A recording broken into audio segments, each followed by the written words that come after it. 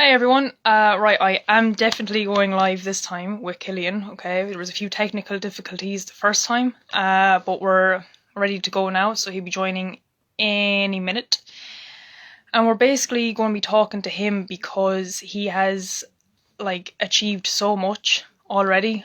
He's the 100, 200, 400, and 800 meter Irish record holder. He's training for the 2024 Paralympic Games. He's qualified personal trainer, among other things. So he has so much to talk about, and he's done all this while having spina bifida as well, which is amazing because he didn't ever let that stand in his way. He's just kind of like, yeah, whatever, and he's just got a goal in mind and achieved it just as quick. So he's actually here now, so I'm just going to see, can he join? Because I've never actually done this before, so let's see. And for him to accept. And he will be here then. Well, Hi, Cillian. what's the crack? Good, good. Cillian's been a bit of a diva all day and has decided that it's third time lucky. Isn't that right, Cillian? Yeah. Yeah, No, my bad in the it's first alright. one. Sorry, it's just the It's fucking fine, it's fine, it's reception fine. got me bad the first time, but It's alright, all it's good fine, now never at mind. least. Yeah, it's fine. So, the first thing anyway is, I've done a very brief introduction of you, hmm but why don't you just tell anyone, that doesn't know a little bit about yourself? Yeah. So my name is Cillian. I was born with a condition called spina bifida, which basically means that at birth my spine is split. So in my case, it was my lower spine, but there's different types of spina bifida. I can go into that as the chat goes on, but about me, um, where did I go from there? Sorry. Um, so yeah, as Chloe said, I've never really let my disability get in the way of what I want to do. I went to mainstream primary, secondary, and now final year of college in my strength and conditioning degree.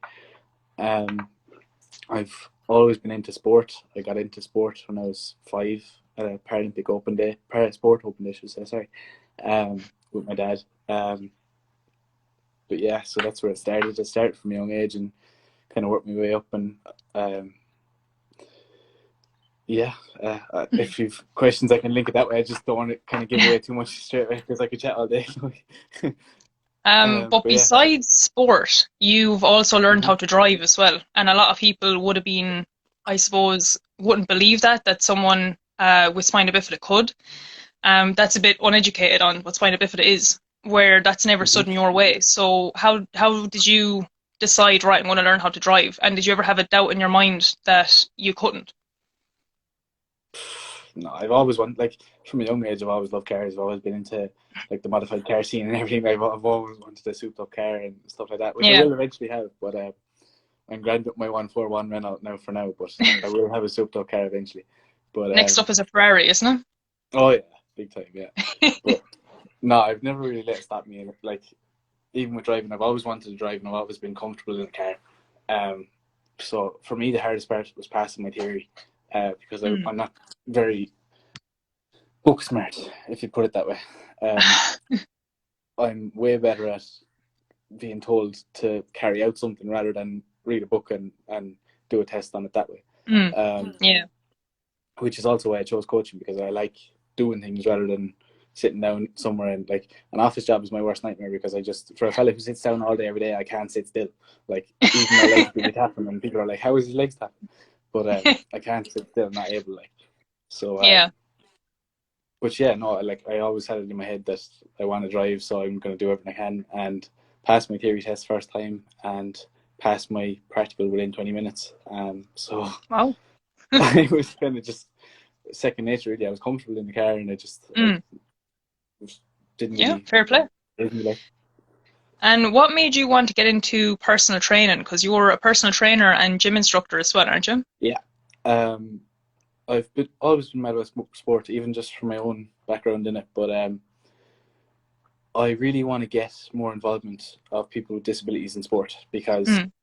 it is kind of improving. There is people starting to see that you can do what you want to do with the right mindset, but there is people still out there who kind of, oh, I can't do that, I'm in a chair, and I Yeah. want to get rid of that. Like, I don't want that Mm. to exist in the perfect world, but I want to kind of show people that there's literally nothing you can't do. Like, even for me, like if I had to, I can get out my chair and climb the stairs and whatever. Mm. There's literally nothing that my friends can't do that I can't do. So Yeah. That's kind of been the basis of everything I do. I want to kind of show people that with the right headspace and mindset, you can literally do anything you want to do. Yeah, exactly. And even to my knowledge, I'm only the third ever. No, I still have to get like back up with this, but to my knowledge, I'm only the third ever strength and conditioning coach in Ireland in the chair. Which Seriously? yeah, Really? I thought there'd be more now, if I'm honest. so did I in the beginning, but from In now, Ireland, like. I would love to find out if that is true. But to my knowledge and research, I am the third. Yeah, That is mental. Do you know the first two? But I would love to. Sorry. Do you know who the first two are? Yeah, Chris and Leggy. Yeah, I'd be friendly with both of them already. So I would love to eventually find out if I am the third ever. But yeah, through my own research, I am anyway. But that's mental. I thought there'd be way more. I thought there'd be at least 100 because there's so many personal trainers out there anyway. I thought there'd be at least 100 people. Yeah. No, I suppose it all comes back to the mindset, like, because like people mightn't think that they can do it, and that's what I'd love to change as well. I'd love to have more people in chairs become PTs and show that sport is for all abilities, like. But yeah. Oh, so you've probably already briefly said how you got into racing, but if you just want to say like what made you want to get into wheelchair racing and who inspired you to get into it? Mm-hmm. So I actually started off as a javelin shot put and discus thrower. Okay. So that's when I got into sport originally when I was 5. That's what I took part in first, and I competed in 2 world championships for that. And then 2012 was when shit kind of went. I hit the fan, and I had an operation on my stomach due to my disability. Okay. And because of that, I had a load of weight loss. And because I had a lot of weight loss, I didn't have the weight behind me to throw far, like. Okay, yeah. So therefore, I decided to give up the throwing, and instead of just giving up sport entirely and be like, "Oh, fuck this, I can't do that now," I decided to take up a different sport, and that sport was wheelchair racing. So then my first major achievement would have been 2016 with the racing. I won 3 world medals in Prague in the International Wheelchair and Amputee World Championships. I won a bronze in the 100 and a silver in the 200 and 400. And then had a few years of just kind of, I wouldn't say handy races, but like just nothing major really happened. And then coming to the end of the 2019 season, I achieved the 4 Irish records that you were chatting about at the start there. So according to the records, then I'm the first Irish record holder in my category in, I think it was, now I could be wrong, but I think it was around 15 years. So that was even nicer. And the guy I got the records from, as in the previous record holder, was actually my coach at the time. So it was nice to... No way. Yeah. So you beat your coach? Bring it down, yeah. But, not bad. And what was the feeling when you won? I'll just start off with the medals. What was the feeling when you won when your 3 medals for the Worlds in Prague? It's such a hard kind of thing to describe, because when you're sitting there on the podium with watching the Irish flag being lifted, like you can't even function. I remember like briefly looking over at my family as it went up, and I was just like, this is just not even real, like. And even that night of my first world medal, I just sat in bed like looking at it, like, is this even real? Because it didn't set in for a while. And then what really made that part of the year really nice was when we came home from Prague, and we got a phone call from my uncle, and he was like, "Oh, there's a few people in the village just want to congratulate Kill. Can you come down?" So of course we came down, and we came across a few signs like "Well done, Cillian" at the houses, and oh my god! Then we got to Kilbarron village, and the place was just absolutely flooded with people. Like there was I couldn't even see the tarmac on the road. There was that many people. Like, that's mental.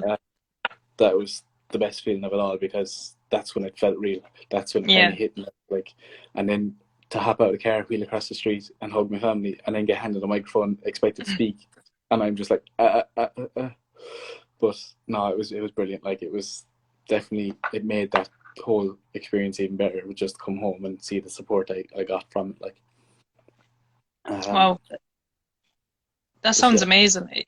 There's something that I find quite nice as well, at the fact that you were in Prague and you had the medals, and that was great, and you couldn't believe it. But it was actually when you came home back to your own like county, back to your own village, that it felt really like wow. Like, it's the support at home really that makes everything like so worth absolutely. it. Yeah. No, it was huge, and there's even a picture on my Facebook page of when we were in this. Can't even speak now. You get When we were emotional. when we initially found out that I had won my first medal, Mm, there's a mm. picture on Facebook of me hugging my dad, and that was like, Oh. that was just, that said it all really, because the hard work that went into getting there in the first place, and then to come home with a medal was Mm. just ridiculous. Like, it was something we didn't think we'd see for a good few years. So to actually do it in front of him was really nice, and in front of all my family, really. Like, but So that was Prague. So then you broke the Irish record after Prague? Yeah. yeah, So, so that was the 2019 season in Stoke oh, Mandeville. So that was in England, and right. that was also the shock of my life, because I had crossed the line thinking I was after, like, each race. Like, I have this thing with my dad where, like, we cross the line and we come over to each other or whatever, and it's like, well, how'd you find that?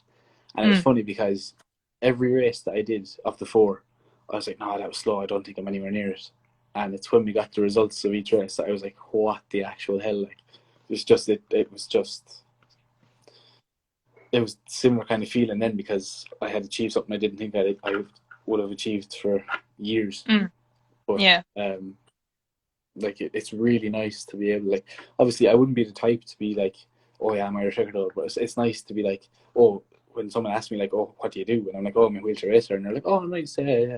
Have you won anything big? And I'm like, oh yeah, I'm like 5 world medals, and I have 4 Yeah. Irish records. Just so And it's just, casually, like, oh, it's I just nice. had this old thing.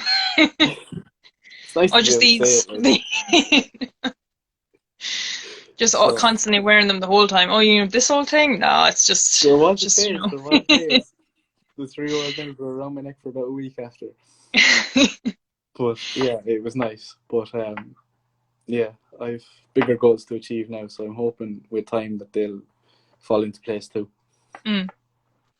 And what's your training routine? So, like, you obviously didn't just get up out of bed and be like, right, today is the day I'm going to go to the Worlds and just smash it. There must have been a severe training program building up Yeah. to this. So So what was your training?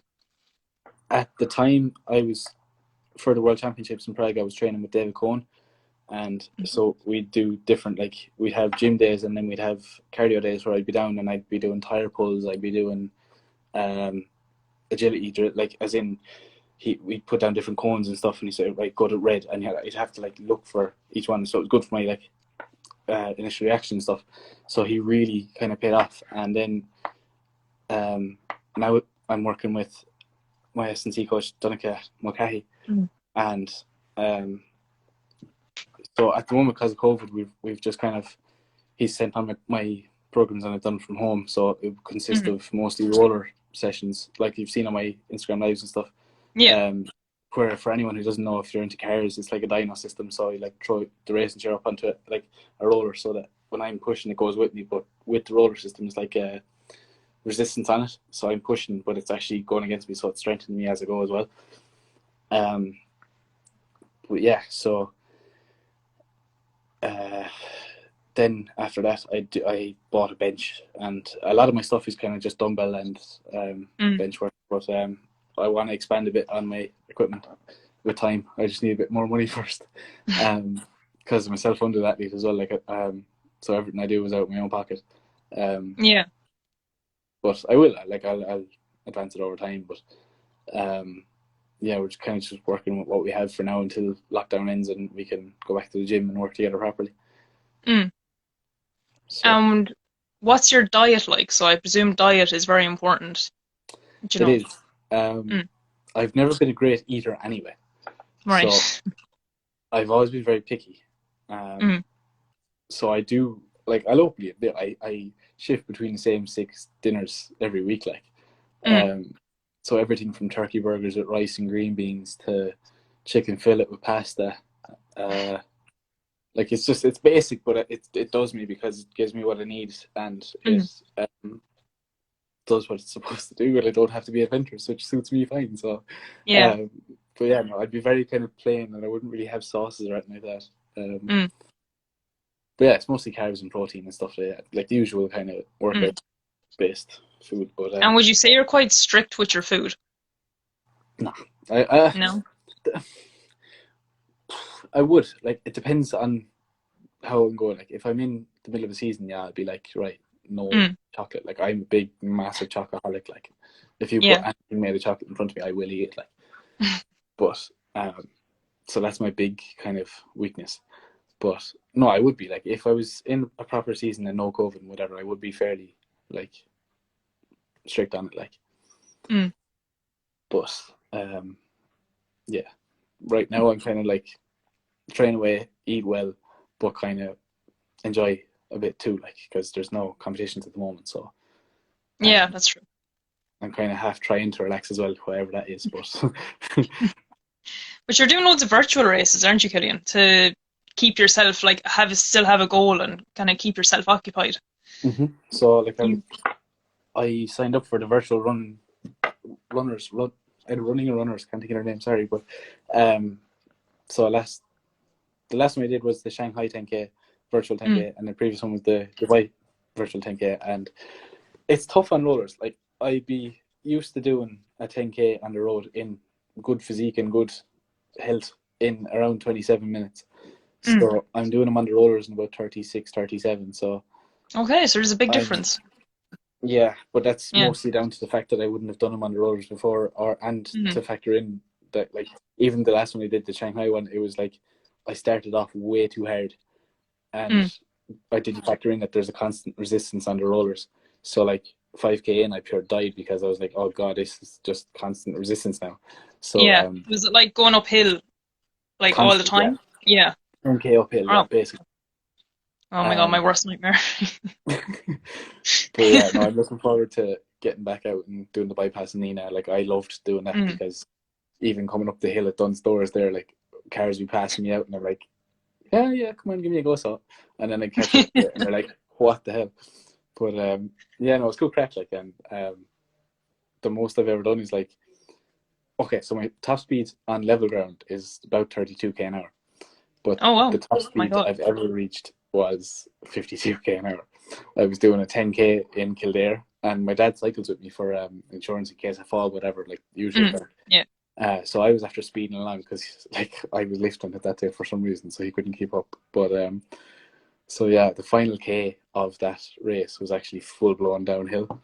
So I had the lead car in front of me, and I don't know, something flicked in the head, switched in the head, and I was like, right, let's just fucking go, like, let's see what happens. So I nodded ahead to the driver to just drive on, like. So I literally tore down the hill, and Dad was saying all he could see when he got to, like, the base of the hill, so before 48, 49, 50.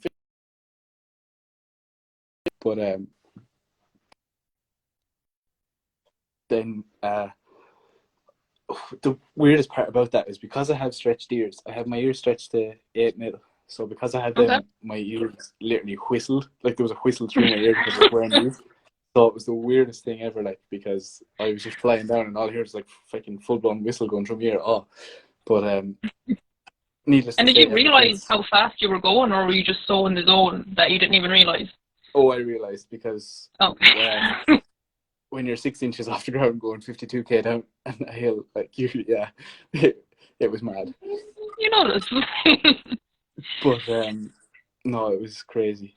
But like, if there was one pothole, I was the first wheelchair user in space with no helmet. Like,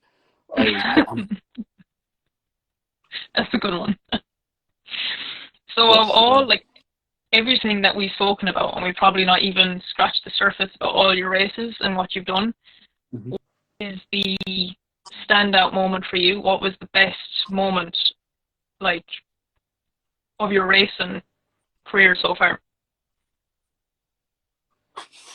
Probably a joint tie between the world medals and the Irish records, because they were both just the best I've ever felt within the sport, and they've been a big kind of boost in even people knowing me on the street. Like, I wheel down the street in Nina, and there's times where I'm barely gone 5 pushes, and someone's like, "Oh well, Cillian, how are you?" And I'm like, "Well, all right."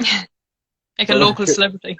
it's nice. Like, Yeah. but yeah, they've definitely helped with kind of getting my name out there, which is something I've always loved. Is people to know me, because parasport isn't really big here.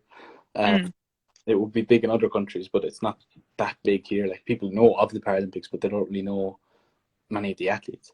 Whereas in the UK or the US, they like people. If you ask people in the street, they'd know some of the athletes. Like, so I'd love to kind of eventually come to a day where my name would be known. And Your name would be just as big as, say, like the ones in the Olympics. Like, exactly. yeah. I think it's starting to change, though, isn't it? Like, I do feel like more people are more clued in about Paralympic Games. They are, yeah. Like, yeah, it's definitely starting to. It's still not as popular as the Olympic Games in Ireland, but it's definitely starting to get more recognition. Yeah. Yeah, Like, which is good.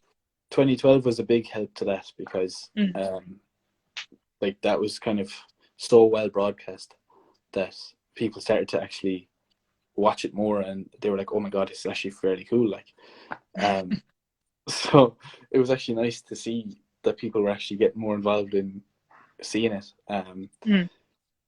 But yeah, no, I think, like, my main aim will be to, obviously, on top of getting more people involved in parasport, I want to kind of spread the word of parasport and show everybody, people like yourself, that like we train just as hard as yourselves, and that we have goals just as big as yourselves as well. Like, so Yeah, 100%.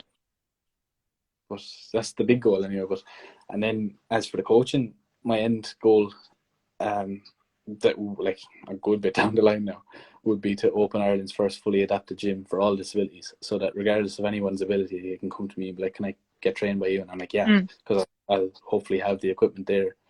Like, I'm gonna have to eventually come up with something, but I'm planning to, like, because I want to bring inclusion a lot more into gym life in general, and not have anybody feel that they can't because their disability holds them back. Because I don't want people to think that because you have a disability you're limited. Like, Yeah. And like gyms that you've used so far, is there any gym that stands out, which is the best one for you when it comes to training? you see, I'm lucky in the sense that I have fairly good use of myself. So if I come into a gym that I can't fit my chair into, like, we say, a method that I've seen friends use is they drop the seat down to the bottom and roll their chair over the seat, and then they can just sit there and use it. Whereas I'm able enough that I can just throw myself across into the seat and use it. But like, I'm lucky in that sense. But like, the Fitness Factory in Nina is very good. Like, I've used it a good bit now. And the gym in Burskane School is very good. Okay. Then I also had my placement in third year of strength and conditioning was with EQ Strength and Conditioning in Roscrea, and his gym is immaculate. Like, it's amazing. So I've just been lucky. Like, but there is people out there that would have, like, less use of themselves than me. So it's them that I want to cater for more. Like, I want to cater for everybody, but it's those people that I want to cater for more than others, to kind of get them more involved as well. Because basically, you just don't want anybody left out. Like, I want everybody to enjoy sport like we all do. Yeah. So has there been any moment that, like, has been, like, really, really funny that's just happened? Like a funny experience? In sport or in general? Well, like, I suppose in racing or any sport. It didn't have to be like top level or anything, but So in racing, yeah. I'm laughing already. Okay, I should be laughing at this, but like, it happened and it was years ago, so I can kind of sit back and laugh at it now. yeah. But there was a time where I took part in the Limerick Run, Okay. And my big thing with doing road races is headphones. Like I can't. Mm. Like I'm coming behind you at 30 plus k an hour. I have no brakes. Mm. I cannot stop. Like it's not physically Mm. possible for me to stop. And so if someone has headphones in, they just literally will not hear me. Like, and I'm roaring my lungs up, telling them to get out of the way. So this one incident was I was flying down the hill at Thome Park, Mm-hmm. and there was this woman in front of me, like literally, like she was obviously taking part in the race, but she was kind of leisurely jogging, we'll say, Yeah. and roaring and roaring and roaring at her to get out of the way. And my thing now is like I say, move left, because it's just Mm. go to the curb, move left. Mm. And so I'm roaring it and roaring it and roaring it, and something clicks, and she decides to move right. Oh no. And to say that I literally took her clean out of it would be an understatement. Like, the woman bounced off the road. So now, obviously, it wasn't funny at the time because I honestly thought I killed her. But like, Like, was she okay? Like, with like, she went off in an ambulance, and I finished the race. uh, oh my God. But apparently she was fine. We asked the people at the end, was she okay? Did they hear about her? But yeah, apparently she was fine. But it wasn't fun, like, because what happened was I was flying down the hill and I hit Joanne, and I stayed going. Like, I obviously wanted to stop, but Dad was like, just go. And Mm. not in a bad way, just because like we asked her to move. But yeah, so hit her, continued on, and it came to a speed bump in the road. So I was actually after going such a speed that I flew over that, and my chair lifted, like the back end Oh lifted, wow. like the height of your hip, I'd say. And all we hear is two guards at the crossroads going, "Oh Jesus, he's gone! Like he's gone!"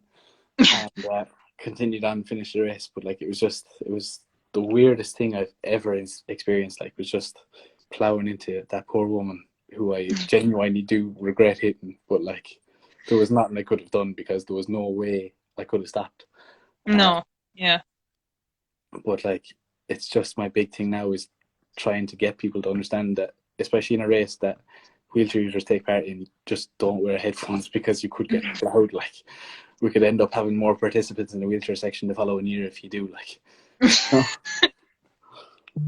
So no headphones in races that Cillian Dunne is in.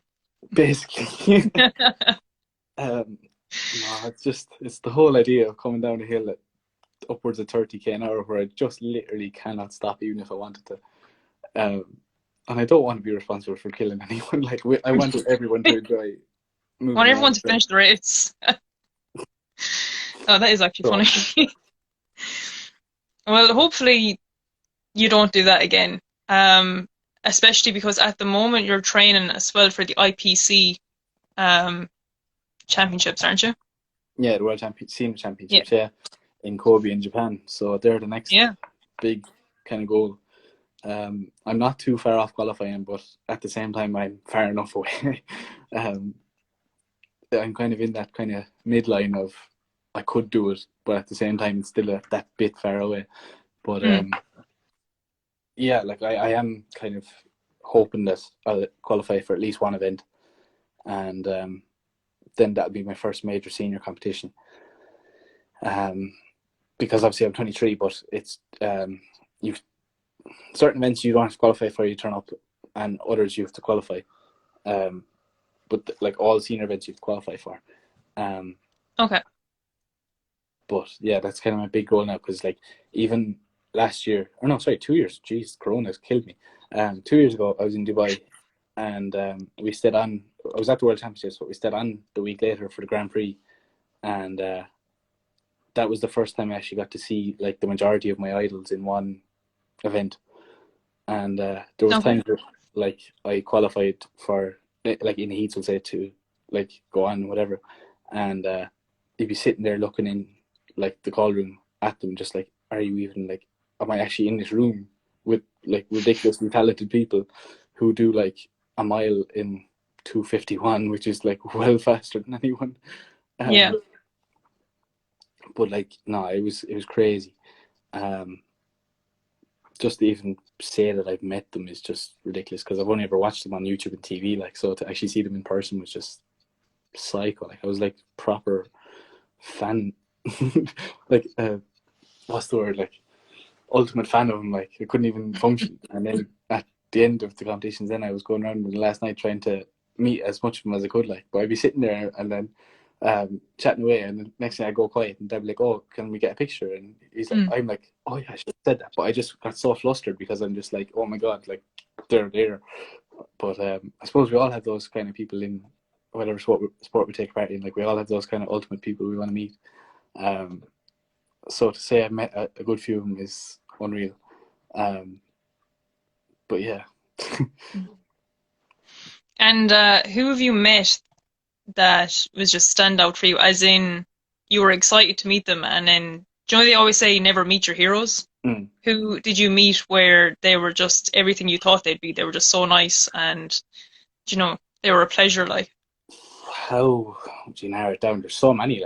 Like there's so many nice people. For me, I think Richard Kizero was like one of the best because he just like we got on so well. Like from the get go, we got on so well, and even to the point where I travelled over to Essex a couple of years back to train for a week with him, which was just crazy. oh wow. But yeah, like I've met, so I'm even trying to go through it in my head who I've met that were just, because I've just met that many amount of people. Like, and even when we go, it's like we're just one big family. Like even like at all the competitions, you always see like the different countries mixing in between, because it's just, we don't really see that we're from a different country. We all just kind of get on. But yeah, like he, off the top of my head, Richard would be one of the nicest guys I've met. But yeah, that's a tough question, Chloe. That's hard to narrow down. I said I just, throw that in there. Throw the curveball in. Yeah, just why not? You ran through everything so smoothly. Yeah, no. Try and think. So, what event are you close to qualifying for? Because you're in 4. So, what's the one that you're hoping that you will qualify for the IPC World Games? I keep calling them World Games. Sorry. Yeah. So off the top of my head, I'm closest in the 4 and the 800, and I'm just that bit off in the 1. The 200 can go on. Sometimes it depends on entries and whatever, but as for closest, I'd be closest in the 4 and the 8. But like there's still that bit of work to go. But I'll get there. And what are you doing in preparation of it? Sorry? I was just saying if anybody has any questions in the comments as well. To fire away. But what were you saying then as well? Sorry. What are you doing in preparation for trying to reach that goal? So what's your training from day to day? So I've been trying to alternate every day of the week of just rollers and run. So I have my gym split into like different days, whatever, but rollers will be the main kind of component of judging where I'm at. And recently I kind of got not a speedometer, but like one for what do you even call it? Basically just even though I'm on a stationary position, it tells me how far I've gotten from. I get what you mean. Like on the rollers, they kind of tell you how many meters, is it? Yeah. So like not a speedometer, but like for distance basically. So it tells me how far I've travelled in each session or whatever. But so I'm kind of basing my training off like doing these 10Ks and 5Ks that like if I'm training away and I do a 10K in 36 minutes and then I train away for another month and do another one and I do it in 30 minutes, I know my training's working. So that's one way. Obviously there's other, like I'll be doing, like when I eventually get back with Donegal, we'll be doing like 1 rep max testing and stuff like that. But like for now, the best I can do is really just train as I am and use that bit then just to see where I'm at physically. And let's just say you get to the IPC games. I keep calling them games, I'm so sorry. But let's just say you get there and you do well. The next thing for you, would it be the Paralympic Games? Yeah. 2024 then would be the next big accomplishment that I'd be going for. Even just to get there and get on that line, and if I even came last, I'd be happy that I made one. Yeah. I think that's every kind of wheelchair user who's into sports dream, is just make a Paralympics and then eventually make one.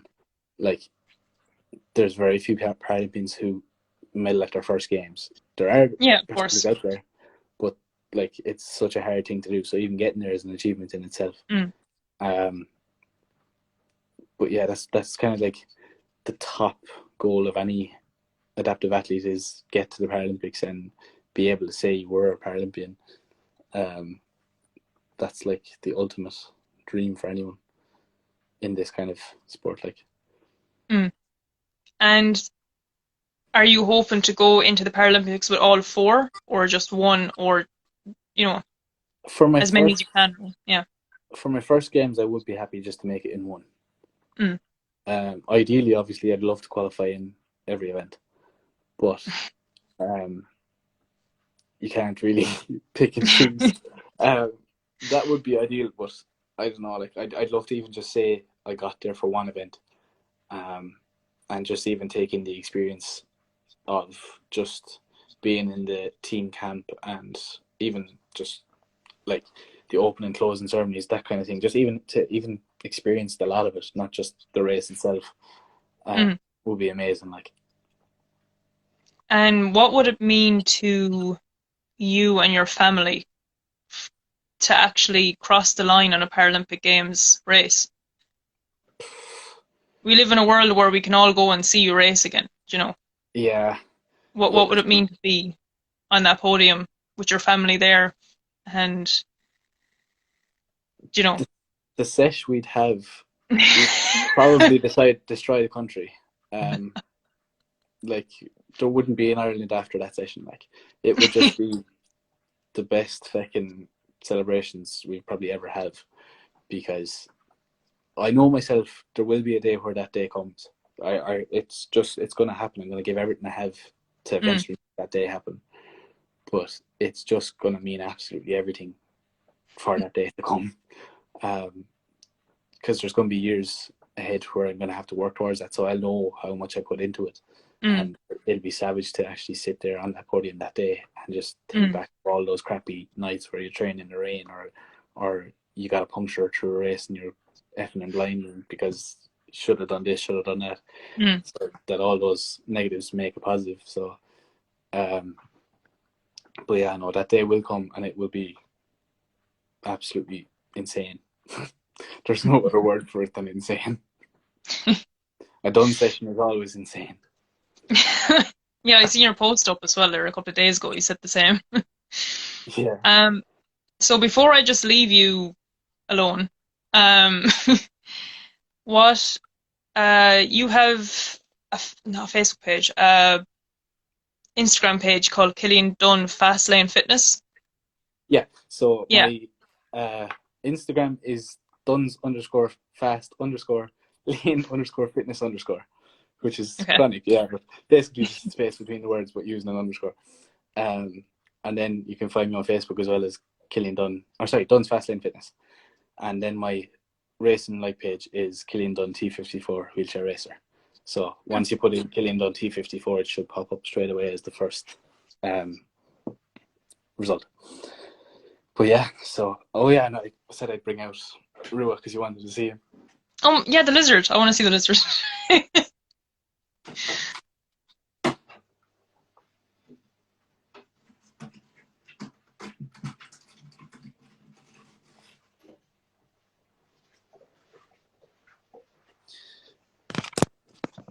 So yeah, he's getting big now. He's.